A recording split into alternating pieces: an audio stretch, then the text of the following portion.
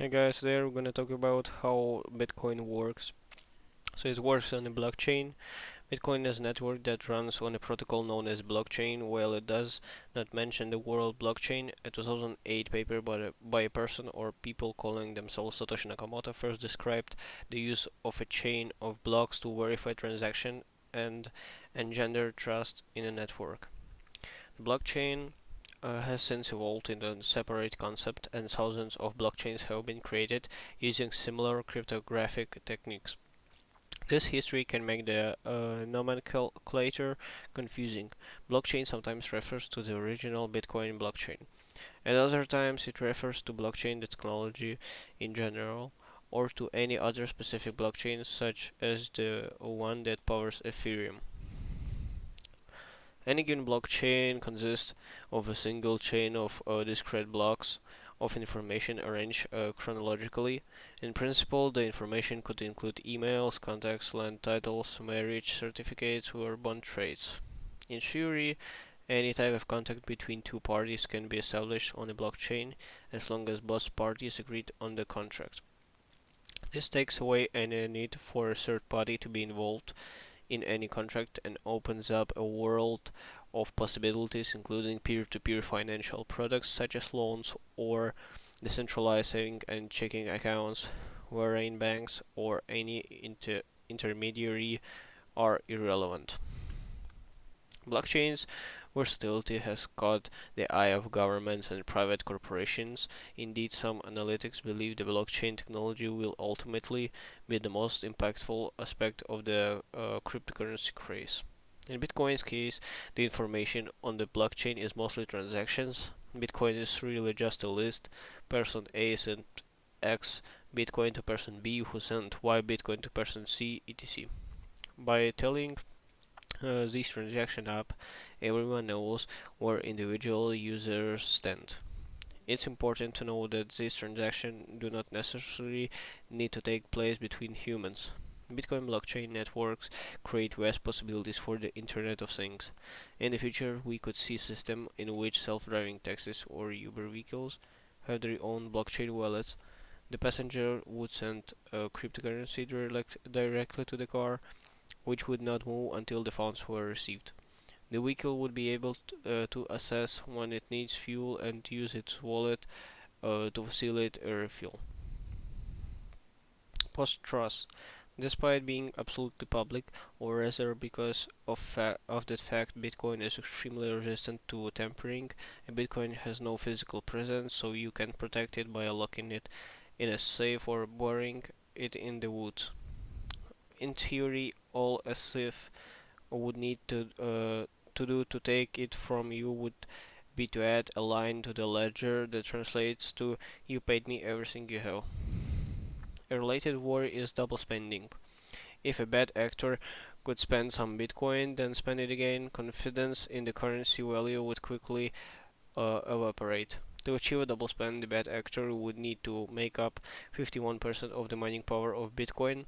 The larger the Bitcoin network grows, the less realistic this becomes, as the computing power required would be astronomical and extremely expensive. Mining. The process that maintains this truthless public ledger is known as mining.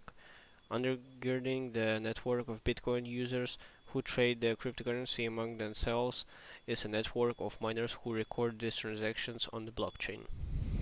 Recording a string of transactions is trivial for a modern computer, but mining is difficult because Bitcoin software makes the process artificially time consuming.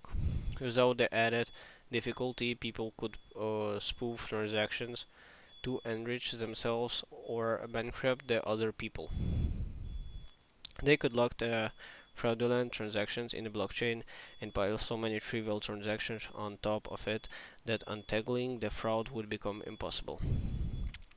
By the same token, it would be easy to insert fraudulent transactions into past blocks. The network would become a sprawling, spammy mess of competing ledgers, and Bitcoin would be worthless. Halving. As previously mentioned, the miners are rewarded with Bitcoin for verifying blocks of transaction. This reward is cut in half every 2000 1000 blocks mined, or about every 4 years. This event is called the halving or the halvening. The system is built in as a deflationary one for the rate at which new Bitcoin is released into circulation. This process is designed so that rewards for Bitcoin mining will continue until about 2140s, when all Bitcoins is mined from the code and all halvings are finished. The miners will remain incentivized by fees that they will charge network users.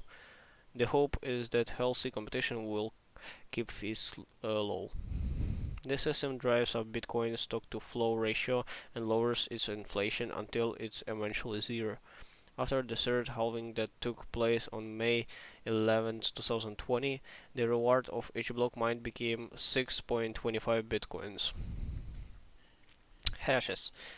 Here is a slightly more technical description of how mining works. The network of miners who are scattered across the globe and not bound to each other by personal or professional ties receives the latest batch of transactions data. They run the data through a cryptographic algorithm that generates a hash, a string of numbers and letters that verifies the information's validity but does not reveal the information itself. A hash allows the Bitcoin network to instantly check the validity of a block. It would be incredibly time consuming to comb through the entire ledger to make sure that the person mining the most recent batch of transactions hasn't tried anything funny. Instead, the previous block's hash appears within the new block. If the most minute detail had been altered in the previous block, that hash would change, even if the alteration was 20,000 blocks back in the chain. That block's hash would set off a cascade of new hashes and tip of the network. Generating a hash is not really work, though the process is so quick and easy that the bad actor could still spam the network and perhaps, given enough computing power, pass off of fraudulent transactions of a few blockchain chains in the chain. So the Bitcoin protocol requires proof of work.